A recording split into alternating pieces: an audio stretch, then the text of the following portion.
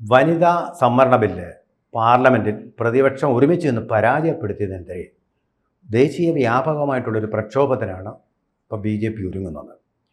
അതായത് ഈ മാസം 30 വരെ രാജ്യവ്യാപകമായി വിവിധ പ്രചാരണങ്ങളും പ്രക്ഷോഭ പരിപാടികളും സംഭവിക്കുക. 24-ന് തിരുവനന്തപുരത്ത് പാളയം രക്തസാക്ഷി മണ്ഡപം മുതൽ കിഴക്കേക്കോട്ട വരെ 10,000 വനിതകൾ പങ്കെടുക്കുന്ന മഹിളാ മുന്നേറ്റ യാത്ര. അതുപോലെ തന്നെ 25-26 തീയതിയിൽ കേരളത്തിലെ 30 സംഘടനാ ജില്ലാ കേന്ദ്രങ്ങളിലും വനിതകളുടെ പ്രതിഷേധം നടക്കുകയാണ്. ഇതും കൂടാതെ വളരെ പ്രധാനപ്പെട്ട ഒരു കാര്യം, എല്ലാ രാഷ്ട്രീയ പാർട്ടികളിലെയും മഹിളാ സംഘടനകളുണ്ട്.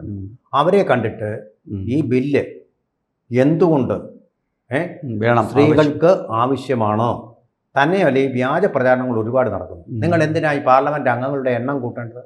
അത് ആ ഒറിജിനൽ ബില്ല് പാസ്സായ ബില്ലിൽ തന്നെ പറഞ്ഞിട്ടുള്ള കാര്യങ്ങളാണ്. തീർച്ചയായും പ്രതിപക്ഷം ഒന്നടങ്കം അന്ന് വോട്ട് ചെയ്ത് വിജയിപ്പിച്ച കാര്യങ്ങളാണ്. അതാണ് നടപ്പാക്കാൻ തുടങ്ങിയപ്പോൾ അതിനെ അട്ടിമറിച്ചു. വാസ്തവത്തിൽ രാഹുൽ ഗാന്ധിയും പ്രിയങ്ക ഗാന്ധിയും മമതാ ബാനർജിയും സോണിയാഗാന്ധിയും കൂടി ചേർന്നിട്ട് സ്ത്രീകൾ തന്നെ ഇതിൻ്റെ മുൻനിരയിൽ നിന്നു.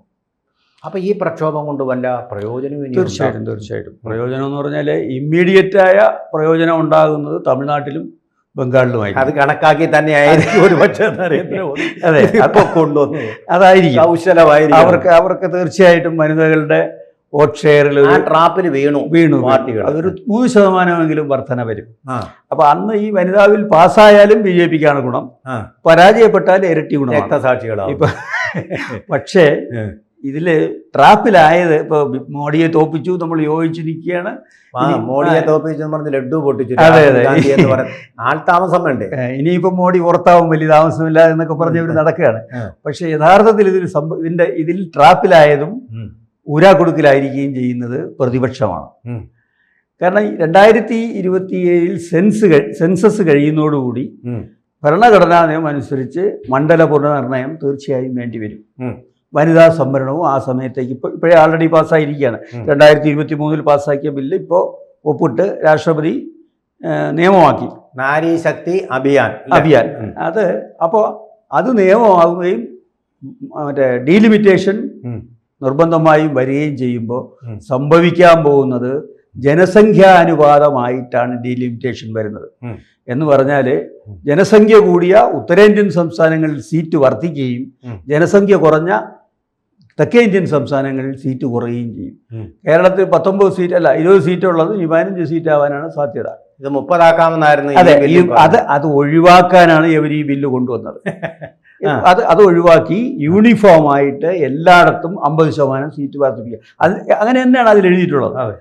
പക്ഷേ അത് ഇവർക്ക് ബോധ്യപ്പെടുന്നില്ല എന്താണ്. അപ്പോഴും അവർ പറഞ്ഞുകൊണ്ടിരിക്കുന്നത് സീറ്റ് കുറയും.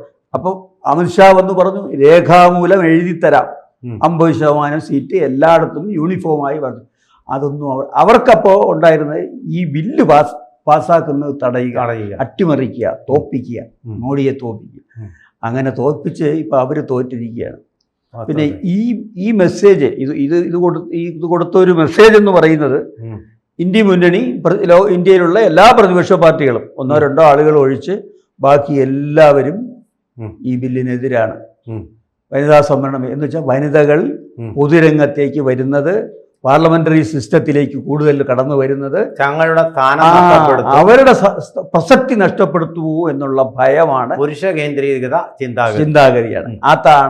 അതാണ് ഈ പ്രക്ഷോഭത്തിലൂടെ 23-ാം തീയതി തുടങ്ങി 30-ാം തീയതി അവസാനിക്കുന്ന വനിതകളുടെ മാത്രം പ്രക്ഷോഭത്തിലൂടെ ജനങ്ങളിലേക്ക് കൺവേ ചെയ്യാൻ, സ്ത്രീകളിലേക്ക് കൺവേ ചെയ്യാൻ BJP ലക്ഷ്യം വയ്ക്കുന്നത്. അത് തീർച്ചയായിട്ടും പ്രയോജനപ്പെടും. ആസാമിലെ 3 MLA-മാർ, കോൺഗ്രസ് MLA-മാർ BJP ചേർന്നു ഈ സംഭവത്തിന് ശേഷമാണ്. അതാണ് 5 വോട്ടുകൾ അവർക്ക് കൂടുതലായിട്ട് കിട്ടി. മണിപ്പൂരിലെ 3-4 MLA-മാര് മൊത്തം എല്ലാം സ്ത്രീകളാണ്, വനിതാ MLA-മാർ BJP-യിലേക്ക് ചേർന്നു. ഇത് ഈ അടുത്ത വരുന്ന ദിവസങ്ങളിൽ ചിലപ്പോൾ ഈ പ്രക്ഷോഭത്തിന്റെ ഭാഗമായിട്ട്, ബോധവൽക്കരണ പ്രക്ഷോഭമാണ് അത് ശരിക്കും പറഞ്ഞാൽ, അതിന്റെ ഭാഗമായിട്ട് ഒരുപാട് സ്ഥലങ്ങളിലെ വനിതാ MLA-മാരോ അല്ലെങ്കിൽ MP-മാരോ കൂറുമാറാനും BJP പക്ഷത്തേക്ക് വരാൻ, BJP എന്ന് പറഞ്ഞാൽ NDA പക്ഷത്തേക്ക് വരാനുമുള്ള സാധ്യത വളരെ കൂടുതലാണ്. പിന്നെ സാങ്കേതിക കാരണങ്ങളാൽ ചിലപ്പോൾ ഉടനെ അങ്ങനെ സംഭവിച്ചില്ലെങ്കിലും അവരുടെയൊക്കെ മനസ്സുകൊണ്ട് അവർ മാറിക്കഴിയും. ഇതിനകത്ത് ഈ സാധാരണ സംഭവിക്കുന്ന പോലെ വെറും ആൾക്കൂട്ടം ഉണ്ടാക്കുകയല്ല അവർ ചെയ്യാൻ പോണത്. അതായത് സമൂഹത്തിൻ്റെ ഉന്നത നിലയിൽ സ്വാധീനമുള്ള സ്ത്രീകളെ ഇതിലേക്ക് ആകർഷിക്കുക എന്നതാണ്. കാര്യങ്ങൾ പറഞ്ഞു മനസ്സിലാക്കാൻ അവരെ ഉപയോഗിക്കും. അങ്ങനെ ഒരു മൂവ്മെൻ്റാണ്. അപ്പോൾ അത് തീർച്ചയായിട്ടും വളരെ പ്രസക്തമായൊരു മൂവ്മെൻ്റാണ്, അനിവാര്യമായതാണ്. ശരിയും തെറ്റും ആണെന്ന് സമൂഹം തിരിച്ചറിഞ്ഞാലല്ലേ അവർക്ക് ഒരു സ്റ്റാൻഡ് എടുക്കാനൊക്കെ ഉള്ളൂ. ഇപ്പൊ ഈ രണ്ട് വശവും ഇങ്ങനെ ഓരോന്ന് പറയുന്നുണ്ട്, കള്ളത്തരങ്ങളാണ് പലതും പറയുന്നത്, നരേറ്റീവ്സ്. അതിനെ മാറ്റി ഒരു സത്യസന്ധമായ കാര്യങ്ങൾ എന്താണെന്ന് ജനങ്ങളെ നേരിട്ട് ബോധ്യപ്പെടുത്താൻ ഈ പ്രക്ഷോഭത്തിലൂടെ തീർച്ചയായിട്ടും BJPക്ക് കഴിയും.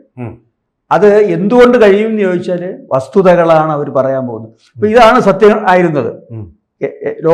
ഇന്ത്യയിൽ മുഴുവൻ എല്ലാ സംസ്ഥാനങ്ങളിലും 50% സീറ്റ് കൂട്ടുക, ആ ഉദ്ദേശത്തോടുകൂടിയാണ് ഇവർ തുടങ്ങിയത്. ചുരുക്കി പറഞ്ഞ വർഗീയ പ്രകടനത്തിന് പകരം വനിതാ പ്രകടനത്തിലൂടെ നല്ല കാര്യമാണല്ലേ പ്രകടനം എന്ന് നമുക്ക് പറയാൻ വയ്യ. എന്നാലും വനിതയെ കൂടുതൽ സ്വാധീനിക്കുന്നത് വഴി വിശ്വാസത്തിൽ അവർക്കത് ചെയ്യാൻ പറ്റും. അത് വേണ്ടതും അനിവാര്യവുമാണ്. കാരണം പിന്നെ ഇവർ പറയുന്നത് ഒരു 850 MLA-മാരാകുമ്പോൾ MP-മാരാകുമ്പോൾ എവിടെ ഇരിക്കും? ഇതിനൊക്കെ സ്ഥലമുണ്ടോ? സംസാരിക്കാൻ സമയം കിട്ടുമോ? സംസാരിക്കാൻ സമയം കിട്ടും. പിന്നെ ഇത് ആൾക്കൂട്ടം ഇതിനൊന്നും മറുപടി എന്താണെന്ന് വെച്ചാൽ ഈ അമേരിക്കയിലോ അല്ലെങ്കിൽ ബ്രിട്ടനിലോ ഒക്കെ ഒരു 12 ലക്ഷം ജനങ്ങൾക്ക് ഒരു MP-യാണ്. ഇവിടെ എത്രയാണ്? 40 ലക്ഷം വരെ ഉണ്ട് ഒരു MP. 40 ലക്ഷം ആളുകളെ സെർവ് ചെയ്യുന്ന ഒറ്റ MP UP-യിലൊക്കെ. ഇത് മാറണം. കാരണം ജനങ്ങളുമായിട്ടൊരു അടുപ്പവും ഇന്ററാക്ഷനും വേണ്ടേ. അപ്പൊ അതിന് ഇത്രയും ഒരാൾ പോരാ. ഒരു 40 ലക്ഷം ആളുകളിൽ ഒരു MP എന്ന് പറഞ്ഞാൽ അയാൾ എത്ര പേരോട് സമ്മതിക്കും? പ്രതിപക്ഷത്തിന്റെ പ്രയോറിറ്റി എന്ന് പറഞ്ഞാൽ MP-മാർക്ക് സംസാരിക്കാൻ സമയം കിട്ടണം, ജനങ്ങളുമായിട്ട് ഇന്ററാക്ഷൻ വേണമെന്നല്ല. അത് തന്നെ തെറ്റായ. അങ്ങനെയാണെങ്കിൽ ഇപ്പൊ AR റഹീമിനെ പോലുള്ള ആൾക്കാർ പാർലമെന്റിൽ പറഞ്ഞിട്ട് എന്താ പ്രയോജനം? അല്ല, ഞാൻ ചോദിക്കാം, എന്തെങ്കിലും ഒരു ഇമ്പാക്ട് ഉണ്ടാകും. ശശി തരൂരിനെ പോലുള്ള ആൾക്കാർ ഇപ്പോഴും സംസാരിക്കാത്തവർ കൂടുതലല്ലേ? പാർലമെന്റ് സെഷൻ നടക്കുമ്പോൾ ഇറങ്ങി ഒളിച്ചോടി വിദേശത്തേക്ക് പോയിട്ട് ഗേൾസുമായിട്ട് നടക്കുന്ന അല്ലെ പ്രതിപക്ഷ നേതാവ്? പ്രതിപക്ഷ നേതാവ് ഗേൾസിന്റെ കൂടെ അല്ലെങ്കിൽ അദ്ദേഹത്തിന്റെ ഗേൾ ഫ്രണ്ട്സിന്റെ കൂടെ നടക്കുന്നു. അല്ല, ജനങ്ങളോട് ഗൗരവമായിട്ട് എടുക്കുന്നു. സമയം കിട്ടൂല എന്നുള്ള ഇവരുടെ ആരോപണത്തിന് ആ സമ്മേളനത്തിൽ ബില്ല് അവതരിപ്പിച്ചപ്പോൾ തന്നെ അമിത്ഷാ മറുപടി പറഞ്ഞിട്ടുണ്ട്. ആളുകളുടെ അംഗം കൂടുന്നതിനനുസരിച്ച് സഭ സമ്മേളിക്കുന്ന ദിവസവും കൂടുക. കാരണം അങ്ങനെയല്ലേ പറ്റുള്ളൂ വിഷയങ്ങൾ. അപ്പോൾ നമ്മുടെ രാജ്യം ജനസംഖ്യ കൂടിയ ഒരു രാജ്യമാണ്. അപ്പോൾ അതിനനുസരിച്ച് ആനുപാതികമായ MP-മാരുണ്ടായേ പറ്റുള്ളൂ. അല്ലാതെ ഈ സൗകര്യം പോലെ ഓരോരുത്തർക്കും അങ്ങനെ ചെയ്യാൻ പറ്റില്ല. മിനിമം ഒരു 12 ലക്ഷം അല്ലെങ്കിൽ 20 ലക്ഷം പേർക്ക് വരുന്നുള്ള യൂണിഫോം ആയിട്ട് വരണം. പക്ഷേ 20 ലക്ഷം പേർക്ക് ഒന്നെന്നുള്ള രീതി ജനസംഖ്യാടിസ്ഥാനത്തിൽ കേരളത്തിലെടുത്താൽ 15 MP വരെ കേരളത്തിലെടുക്കുന്നത്, തമിഴ്നാട്ടിനും കുറയും. വേറെ സൊല്യൂഷൻസ് ഇവർക്ക് കൊണ്ടുവരാവുന്നേ ഉണ്ട്. നോർത്തിൽ മാത്രം വേണ്ട, പാർലമെന്റ് സൗത്തിലും അതൊക്കെ കാശ്മീരിലുണ്ടല്ലോ, 2 ജമ്മുവിലും ഉണ്ട്, അസംബ്ലി ഉണ്ട്, പണ്ട് ഉണ്ടായിരുന്നു. ഇപ്പൊ സംസ്ഥാനമല്ലല്ലോ. അപ്പൊ എന്ന് പറയുന്ന പോലെ ചൂടുകാലങ്ങളിൽ ചൂട് കൂടുന്ന സമയത്ത് ഈ സൗത്ത് ഇന്ത്യയിൽ അതൊക്കെ മുമ്പൊക്കെ ജവഹർലാൽ നെഹ്റുവിന്റെ കാലത്ത് ഒരു പ്രാവശ്യം കണ്ട് ഹൈദരാബാദ് കൂടി അങ്ങനെ എന്തൊക്കെ ഉണ്ടായിട്ടുണ്ട്. പക്ഷേ അത് ഇതൊക്കെ ഓട്ടോമാറ്റിക്കലായിട്ട് വരുന്നതാണ്. ഓരോരോ ആവശ്യങ്ങൾ വരുമ്പോഴാണ് പുതിയ പുതിയ സംവിധാനങ്ങൾ വരുന്നത്.